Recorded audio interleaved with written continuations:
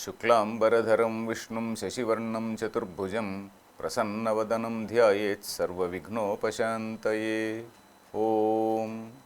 Dear friends, welcome to Geeta. We are seeing the 23rd shloka of the third chapter.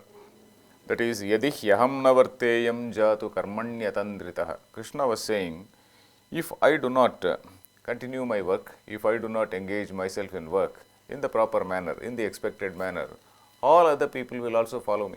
Even earlier we have seen one shloka, Yadyad acharati shrestha tattadev etarojanaha. Whatever a noble man, whatever an eminent man, whatever a celebrity does, all other people they follow. And yadi hyaham navarteyam, if I do not follow whatever karma is assigned to me, we were seeing that every human being in the society is entrusted with some type of karma. And of course, if we want, we can take this karma at two levels. One level is the Shastriya karma. Geeta, in the context of Geeta, when Krishna taught to Arjuna, he was talking about the Shastriya karma. For example, a Kshatriya has to do this karma, some other person has to do this karma. He was talking about Shastriya karma, means the karma which has been prescribed by the Shastra for a person. Then now, of course, it can also be interpreted in the modern way. That is, whatever karma is assigned to the person in the social structure, in this entire social structure, we are somewhere. All of us, every one of us is somewhere in the social structure, social ladder. And whatever task has been assigned, it has to be done in a proper manner. And with Ishvara Arpana Buddhi, that is, I am working for the sake of the aggregate. If you take the older meaning in the sense of Shastriya karma, okay, in that context, we have to say that I am not expecting this punyam, etc. Phalabhisandhi. Phalabhisandhi means expectation of that punyam. That is myself putting in the shoes of the divine scheme. That is for the welfare of the welfare of the entire society. So from that point of view, we have to take a modern meaning for the word karma. So Krishna is saying, if I do not do that, then all other people, they will follow it. Because we find that many of us over a period of time, we have given up our duties, whatever karma, whatever duty has been assigned to us, we have given up. In fact, there are two types of duties for all of us. One is, suppose you are doing a particular job, you are a teacher, you are an engineer, or you are a doctor, whatever it is, and you are going to an office, you are doing some work, and you are pushing some files, you are processing some files, let us say. That is one type of work. In addition to that, there is also some work which is assigned by dharma. Our dharma shastras, they say, okay, you have to get up early in the morning, you have to do some prayer, whatever type of prayer it is. It may be a very shastriya prayer, or it may be something which is not so structured, but it is something which is related to some devotion. So all those things, and you have to give food to your guests. So such dharmas, various things are mentioned. So these two, they both have to be done. And over a period of time, what has happened is, because of the social change, because of the social change in the sense that all the so-called urbanization, because of so much of urbanization and all, people do not have any time for this aspect, that is the other aspect which is called dharma. Because very early in the morning, by 6 o'clock, people are leaving their houses, and the person has no time to perform whatever ritual which he used to perform earlier. So naturally, some type of compromise has to be there. But wherever possible, a person is supposed to do that karma. Because if you do not do that karma, then you are setting a bad example for all others. Leave alone all others for your own children. In fact, I sometimes feel a person should at least start doing some sort of puja, some sort of karma, some sort of sandhya vandana, or some type of thing. At least when the children are growing up, probably in their mid-30s, when a person is in his mid-30s, and when the children are slightly growing up, he has to set a proper example to his children. At least then he has to start doing some sandhya vandana. In fact, I did the same. Maybe in my mid-30s, I started to be very, very punctual, very, very disciplined. Earlier it was so random, it was going on in a random fashion. So anyway, this is something which we have to do, because unless we set an example in our own house, the children will not know, the children will not follow. And later we unnecessarily blame the Western society. Oh, this is all Western influence, this is all the influence of the TV. Who asked you to switch on the TV? Who asked you? It is in our control. If the parents watch TV, the children also watch TV. If the parents watch the TV serials, the children also watch the TV serials. So if we have some sense of some type of control on ourselves, then the children also will have some control. And we say, okay, we are blaming the West, saying that, oh, there are so, the Western society is so bad. The Western society is not all that bad. There are also some good qualities in the West. So we have to pick up those good qualities and we have to retain our good qualities. So this thing has to be properly matched. So that is what this shloka says. Mama vartma anuvartante manushya partha sarvasha. Whatever may be the type of social change, we have to cope with that social change. We have to cope with that social change, and we have to we have to strike a balance between the performance of dharma and the performance of whatever new task which has come to us by virtue of this social change or this change in the environment, overall environment. Then we come to the next shloka.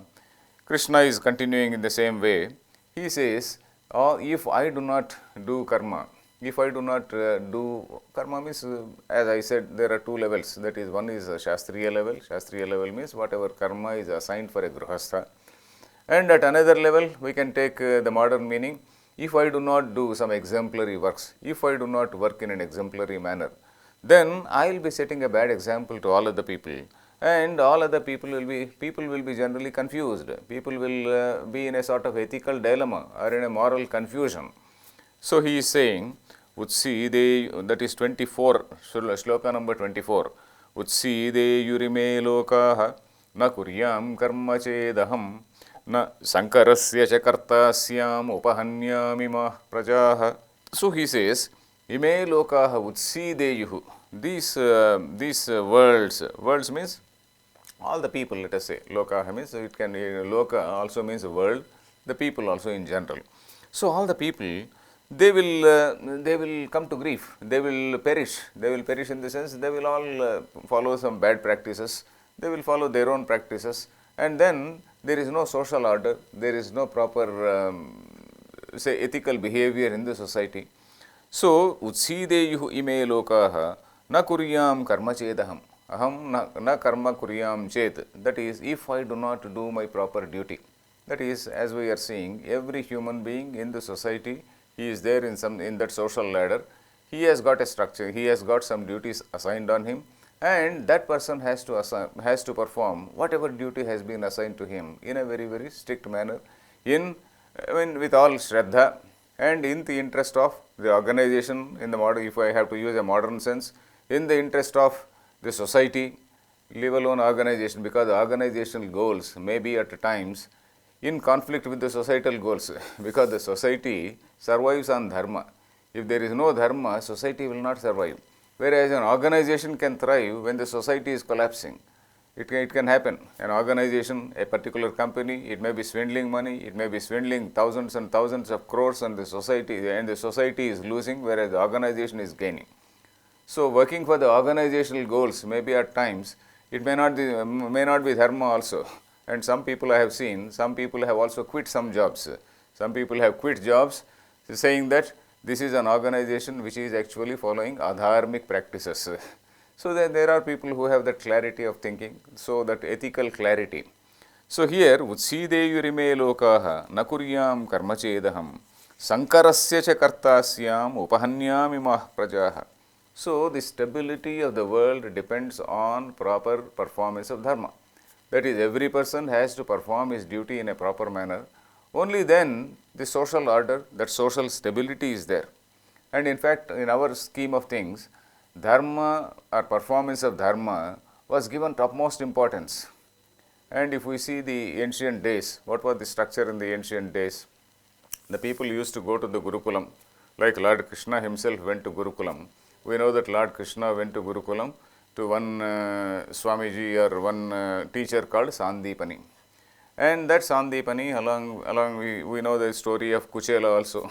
He and Kuchela, otherwise called Sudama. So this Sudama and Krishna and many other people, they studied Vedas in that Sandipani's ashrama. So we know that.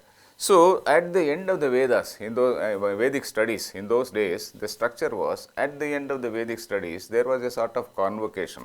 Samavartana, it was called Samavartana. In that Samavartana meeting, the teacher used to say, this is what is Dharma. So far you have studied what are the Vedas, the Upanishads, you know what is the nature of the supreme reality and what not. Okay, you have known all that, but after all that, you should also conduct yourself. You should also be you have a role in the society. And what is your role in the society? And how you have to function. That the instruction of Dharma was there compulsorily at the end. In fact, we see this in a very beautiful passage in one Upanishad called Taittiriya Upanishad. In that Upanishad, the very first chapter, if you can just get hold of that Taittiriya Upanishad and see the very first volume, the first part, last section, that is first Valli, it is called Shiksha Valli, and 11th lesson, let us say. In that, Vedamanuchya Charyonte Vasina Manushasti, it starts like that. Vedamanuchya, having taught the entire Veda, then Acharya, the teacher, Antevasi means a student. He tells all dharma to the student. Anushasti, Satyam Vada, Dharmanchara, etc. etc. You have to tell truth, you have to follow dharma. And Swadhyayan Ma Pramadaha, then you have to continue to do Swadhyaya. And then Matrudevo Bhava, Pitrudevo Bhava, etc. etc. All these things he says. And what is this dharma? Dharma, of course, it is there defined in some dharma texts.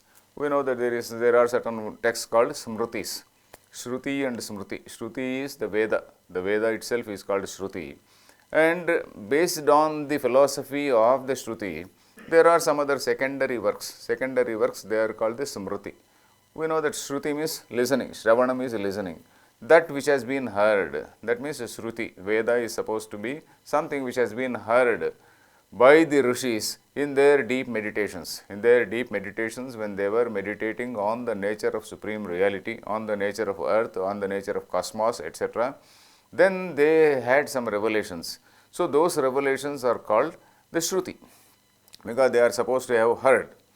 And based on that, remembering that or recalling it or keeping it in mind, then some other books are written. They are written by some rishis. Again, some sages have written. So they are called the Smruti. Smruti means something which is remembered and following what has been said.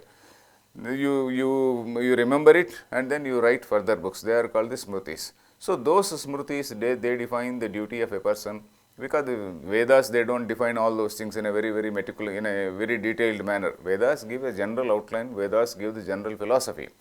So the Smruti texts, they tell about this dharma.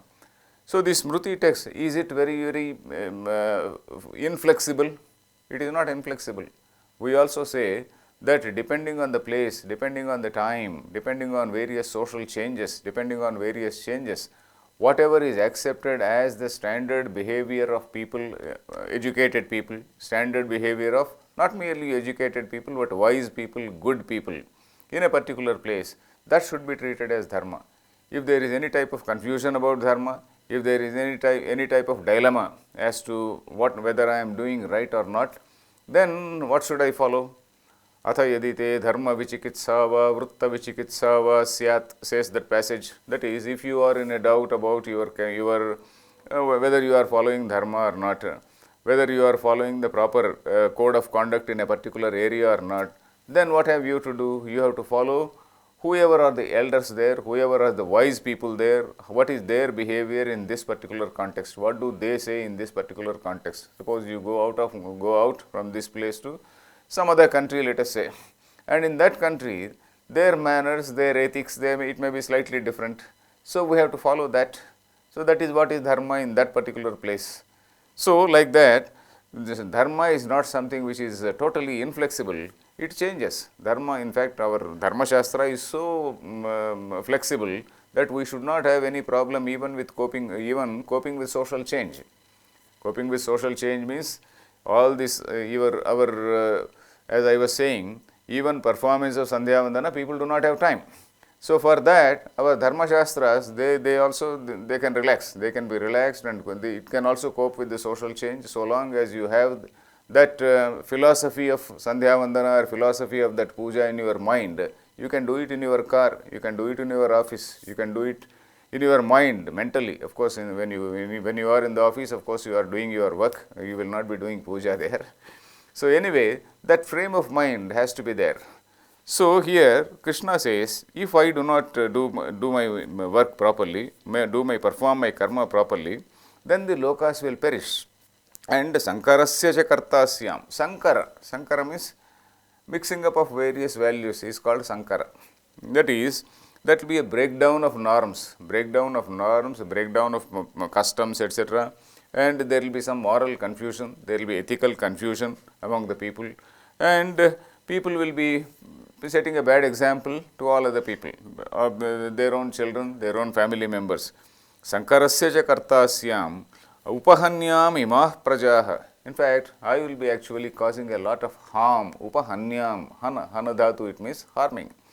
I will be harming all these people by not performing work. So, a person who is a jnani, now Krishna is talking about himself, and Krishna is a jnani. A jnani, but he is not a sannyasi. A jnani, sannyasi need not do karma. Sannyasi is a person who has renounced all the karmas. But a jnani gruhastha is supposed to do karma. A gruhastha may be jnani, like King Janaka. I was giving the example of King Janaka. Krishna is going to say that that Janaka's example also again. So a person has to perform, because a jnani gruhastha, because the gruhastha ashrama, there is a ashrama dharma, because he is a householder, he has to do certain duties. So he has to do that. If he does not do, by thinking, okay, I am a jnani, I need not do, then all other people will also follow. I was telling about one expression called SBNR. SBNR is spiritual but not religious. God knows whether a man is really spiritual or not. If a man is really spiritual, it should be there. It should be there reflecting in his behavior. That is, he should be compassionate to all the people. He should be kind, generous. He should be oriented towards knowledge. So all these things they have to show in his conduct. If they are not showing in his conduct, and if he simply says, I am spiritual, it doesn't work out. He may be cheating himself. He may not, without knowing that he is cheating himself, he may be cheating himself. So that is the meaning of upahanyamimah prajaha. Then we come to the next shloka. Next shloka is a very wonderful shloka. That is, Saktah karmanya vidvamso yatha kurvanti bharata kuryad vidvans tatha saktah chikirshur lokasangraham. This is a wonderful shloka which says that it is comparing the behavior of an ordinary man who is not a jnani. Jnani, by what do we mean by jnani? Jnani means a person who has realized the knowledge of Brahman. That means a person who has realized that he himself is not different from that Brahman. He has realized that statement, the meaning of that statement, Aham Brahmasmi. He has realized that he himself is not different from Brahman. It does not mean an egotistical statement. Again and again I keep repeating, because we sometimes misunderstand. If I say Aham Brahmasmi, what an arrogant statement it is. It is not an arrogant statement. It is a statement where a person is aware that not only he is Brahman, but every other being is Brahman. Not only human being, anything which he sees, the entire whole universe is Brahman. Vishwam Vishnu, Vishwam Vishnur Vashatkaro. The whole universe is Brahman. Even an ant, even a mosquito is Brahman. So I am treating as even a mosquito. And so we know that we have seen some of the Swamis who don't even kill mosquitoes, who will not use pesticides in their houses. So that of course that is their code of conduct. So a jnani does not mean that a jnani is a person who is totally cut off from the world and cut off from reality.